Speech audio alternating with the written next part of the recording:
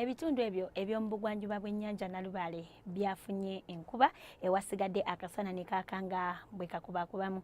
Nze Agnes Nalukwago okutuusako alipoota y'embeera y'obudde wano ku Bukedde TV.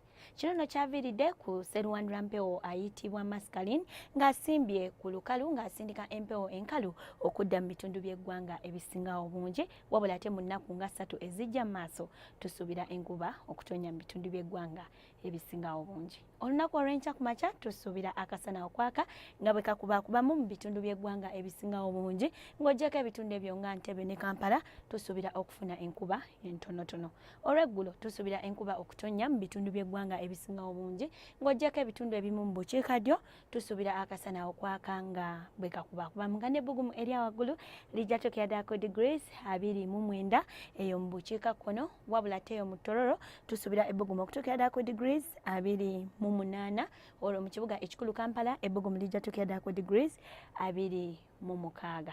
Ebibuga ebirala mu nsi ekibuga nga Nairobi saako ne New York tubisuubira okuba n'enkuba, wabula ate Paris ne London tugisuubira okuba n'ekiddedde nga n'ebbugumu erya waggulu mu Paris lijja tukyadako degrees 26. Ebyo bwe tusobodde okufunira okuva mu kyongero ky'eggwanga ekivunaanyizibwa ku mbeera y'obudde n'enkya tulindiwe wano obudde bwe bumu. Nze Agnes Nalukwago, weeraba.